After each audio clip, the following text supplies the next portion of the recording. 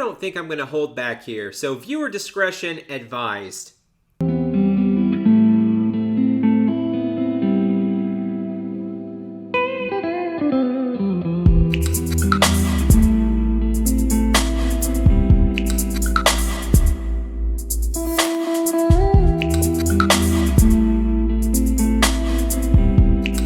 Twist of Fate, a game full of losers coming back for another chance to be a winner.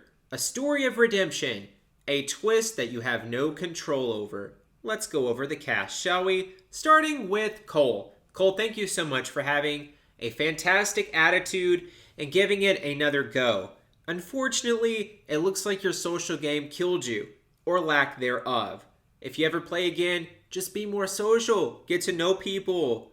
And maybe that's just not you. Maybe you're kind of an introvert. Well, in this way, you can't be. Gabe, you had the best game the last time in Season 6, Part 1, Assassin's Creed. The best game. Should have won it. Owned the game. Dominated the game. Controlled and carved the path of the game. What happened? You just stuck to a clique and your reputation got the best of you.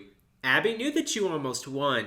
And that's why you went out so early. Maybe if you didn't stick to a clique and you branched out, played both sides, things would have been different for you. And you received a lot of praise at the end of Assassin's Creed. So I think taking this L really humbled you, and it made you realize that you're not as good as you think that you are. And you're still a baby. You're still brand new to Survivor. You have a lot to learn, a lot to study up on.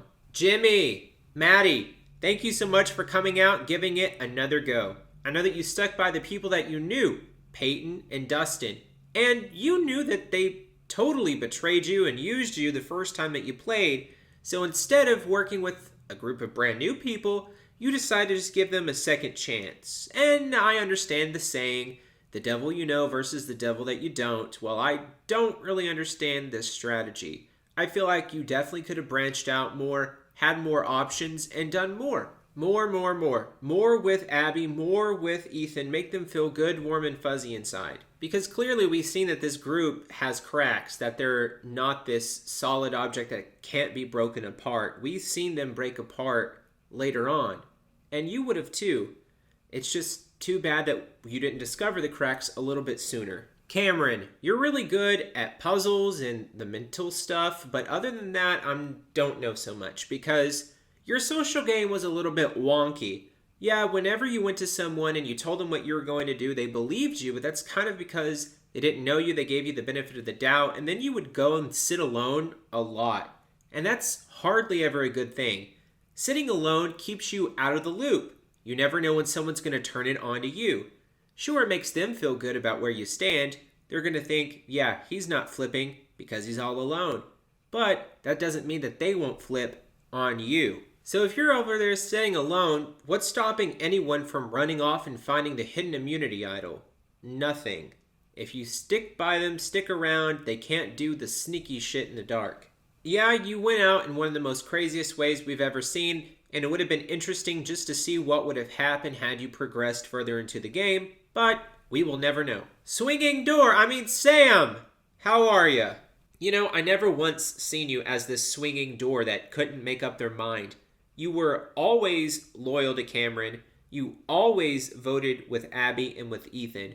So the fact that Dustin can just make up this thing that you are this mystery that no one knows which way you're going to go, you flip-flop, is just crazy. That just says how good Dustin is about socially manipulating people and getting people to believe his lies. To me, you were the exact opposite of the swinging door. You were a rock. Everyone knew where your loyalties lie, and that's kind of bad for you because your moves were kind of predictable. So predictable that Peyton could foresee you using your idol for Cameron. And that is the exact argument that you can say in the final 5 to keep Ethan on your side. Abby, are you Britney Spears because you just did it again? You told everyone the thing that you had. I remember you playing Assassin's Creed, and that was the best time that you played.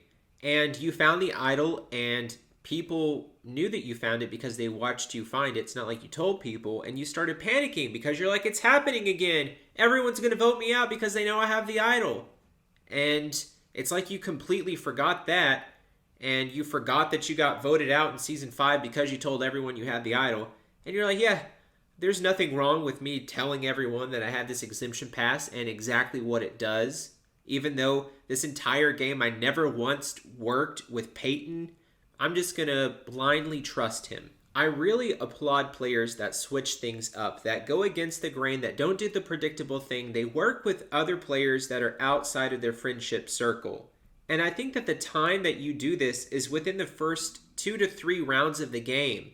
Doing it the last 2 to 3 rounds of the game is way too late. You can't make new relationships in the final 5. People are going to question that, and they're going to say, why are you choosing now to come to me? Why are you choosing now to work with me? Clearly, you never cared about me before. You didn't want to get to know me then.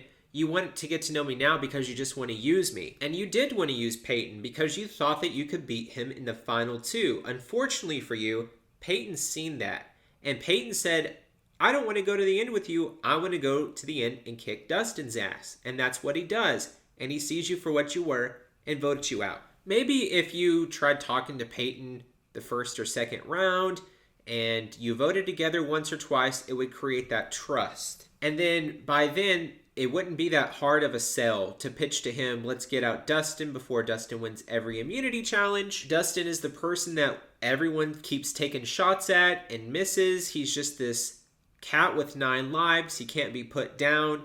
If you were to put down Dustin, that's a really big mark on your resume. But Peyton's not going to buy any of that because y'all never worked together. And this isn't just a knock on Abby, this is a knock on Peyton. 2 people that decided all 3 times that they played that they were going to play with people that they know outside of the game. And I really can't knock Abby too much on that, seeing that in Season 6, Part 1, Assassin's Greed, she decided to work with Melissa. Again, the best time that she played. Other than that, not so much. In a way, it's almost like Abby, it's almost like you got progressively worse at Survivor because you just forgot the mistakes that you made that initially got you voted out. But that doesn't mean that you haven't made great moves in Survivor. You've lied low in the past when you needed to just sell underneath the radar. And you also have shown me excellent knowledge of Survivor. Going from this person that doesn't know what they're getting into to understanding the game to now I don't know what you are. But I know that you understand the game, but you just didn't do that well in Twist of Fate in the last 2 rounds. Ethan, the man without the plan, the guy who wants to blow up the majority alliance and go to the end with the 2 biggest threats in all of the game. I could speak literally for days about your lack of strategy or what you think is strategy.